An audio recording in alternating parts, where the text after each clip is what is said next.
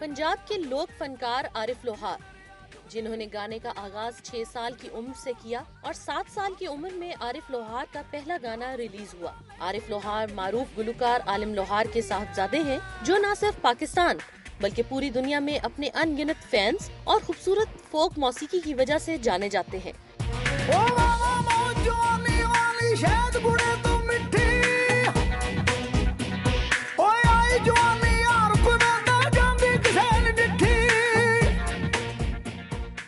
Stage पर अदाकारी हो या टीवी और फिल्म, आरिफ लोहार ने अपनी मुनफरिद मौसीकी के साथ साथ इन मैदानों में भी नाम पैदा किया और पाकिस्तान की फिल्म इंडस्ट्री को बहुत सी हिट फिल्में दी। अपनी बेशबहा सलाहियतों की वजह से जहां आरिफ लोहार ने मुल्की व बैनुल अक़वामी अवार्ड हासिल किए, वहीं आपको प्राइड ऑफ परफॉर्मेंस से भी नवाजा गया।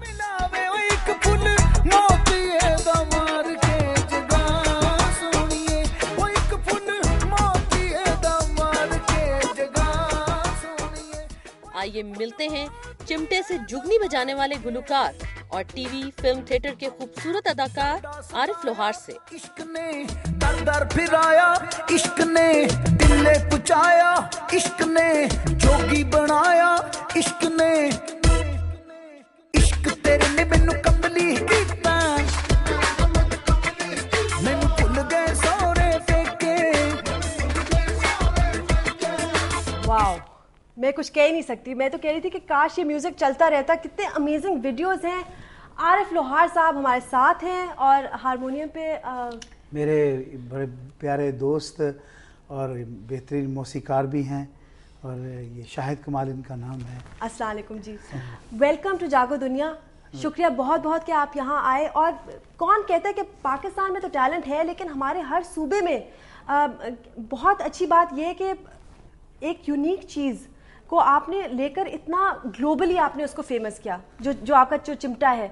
जी जी। और ऊपर से फिल्म स्टार हैं, अल्हम्दुलिल्लाह, माशाल्लाह। प्राइड ऑफ परफॉर्मेंस ये मेरी 7 साल की उम्र से आप ये कर रहे हैं। जी बिल्कुल, इट्स फैंटास्टिक। आप मुझे बताइए कि आपके जो वालिद साहब थे, तो आपको कभी ये नहीं लगा कि अच्छा चले मैं कुछ और करता हूँ, जो जैसे जद्दी पुश्ती जैसे होता है? आई थिंक इट्स ये जेनेटिक होता है। बिल्कुल। एक्चुअली आपने खुद से ही जवाब ये दे दिया।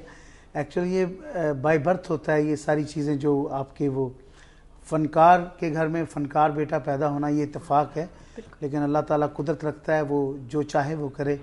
लेकिन लोक फ़नकार जो होता है वो पैदा होता है, बनाया नहीं जाता। बिल्कुल। सो बड़ी ये अल्लाह की करम नवाजी, या किसी ने दुआ दी होगी मेरे वालिद साहब को कि कोई एक सूफ़ी साज़ है जिसके ज़रिए मुख्तलिफ़ जगहों पे जाके लोग मैसेजेस दिया करते थे।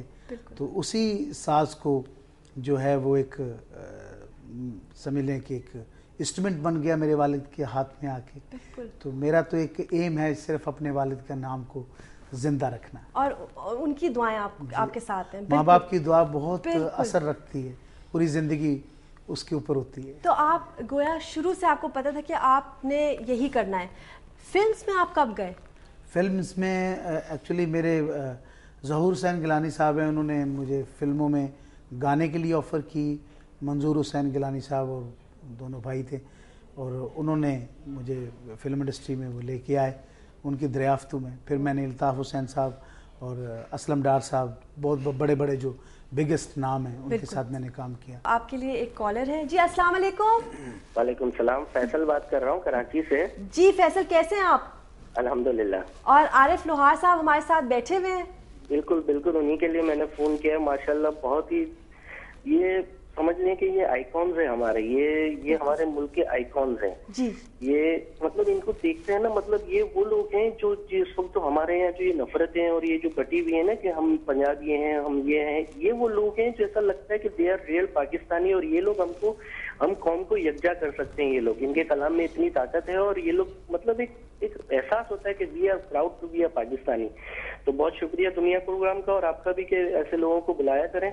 और दूसरा मैं ये कहना चाहूंगा, देखें एचीवर्स में परसों आपने इब्रारुल हक साहब को ही बुलाया था, बड़ा खुशी हुई। उसके अलावा आप देखें, एक तो इमरान खान साहब को जरूर बुलाइएगा, बिल्कुल, और इसके अलावा एक मुस्तफा कमाल साहब को जरूर बुलाइएगा। ये मतलब ये वो लोग हैं जो मतलब जिनको देख के वाकई कह रहे हैं कि नहीं, कभी ऐसा होता है ना, हम लोग बड़े परेशान होते हैं, पाकिस्तान के हालत बहुत बुरे जा रहे हैं, तो जब मुस्तफा कमाल साहब वगैरह को देखते हैं तो ऐसा लगता है नहीं, उम्मीद की किरण खत्म नहीं हुई, अगर ये लोग अगर आगे आ जाए तो पाकिस्तान को बहुत आगे निकाल सकते हैं। Thank you very much. बिल्कुल, थैंक यू सो मच। कितनी अच्छी बात उन्होंने कर दी कि क्योंकि ये लोग झूठे वादे नहीं करते, अपने काम में लगे रहते हैं, जो इन्होंने करना है उसमें आगे से आगे बढ़ते हैं और इनका काम हमारे सामने आता है, इनको खुद बोलने की ज़रूरत नहीं होती। अब मुझे बताएं कि एक्टिंग कैसी लगी आपको? बिल्कुल हटके है ना, म्यूजिक में तो आप गुम होकर, एक्टिंग में लड़ाई भी है, इमोशंस भी हैं, रोमांस भी है। जब इंसान बचपन से निकलता है तो फिर पूरी जिंदगी एक्टिंग ही तो करता है। वो तो है। बिल्कुल सही कहा आपने। कहीं इंसान अपनों से एक्टिंग करता है, कहीं मैं समझता हूँ कि माशरे के साथ एक्टिंग करता है, कभी अपनी ज़ात के साथ एक्टिंग करता है। एक्ट जो है ये बॉडी लैंग्वेज है आपकी, इससे पहचाना जाता है कौन बेस्ट एक्टर है। तो उसे अगर आप फिल्म बंद कर लेते हैं, उसे पिक्चराइज कर लेते हैं। आप लोगों से यही उम्मीद वाबस्ता है कि क्योंकि जो एंटरटेनमेंट होती है, जो मौसीकी है, उसकी कोई बाउंड्रीज नहीं होती। एग्जैक्टली और इसी के थ्रू दिल जीतने हैं कि ताकि बस अमन हो हर जगह। मैं चंद बोल पेश करता हूँ, इसी के हवाले से एक दुआ है।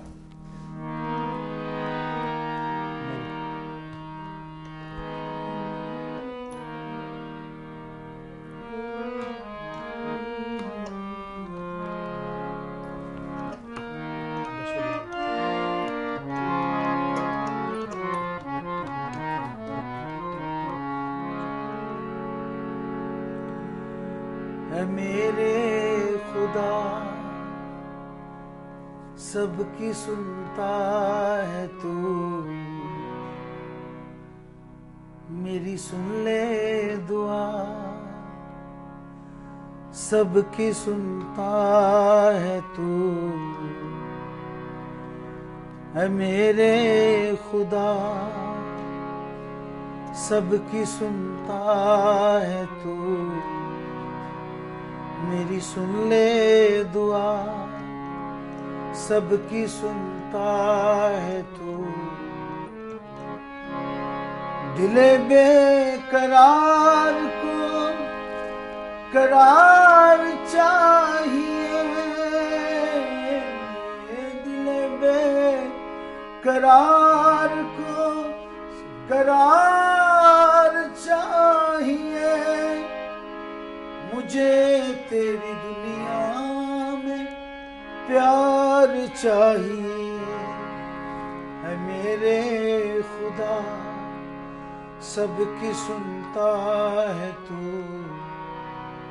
मेरी सुन ले दुआ, सबकी सुनता है तू, है मेरे खुदा।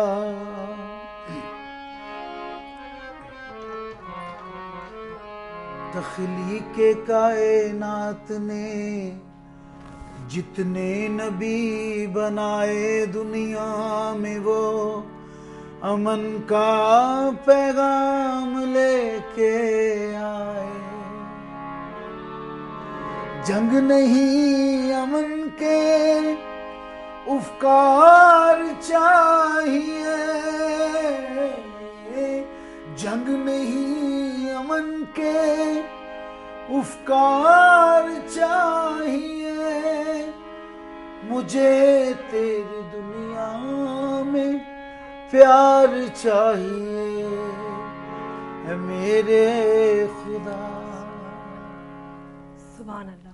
आरिफ लोहार साहब हमारे साथ मौजूद हैं, तो आपने जो भी उनको कहना है, उनसे कोई गुजारिश, रिक्वेस्ट किसी और चीज़ की, गाने की करनी है या कुछ पूछना है तो आप कीजिए, या मुझे गाना सुनाना है तो वो या अगर गाना सुनाना है तो आप ज़रूर कीजिए, लेकिन एक छोटी सी ब्रेक के बाद।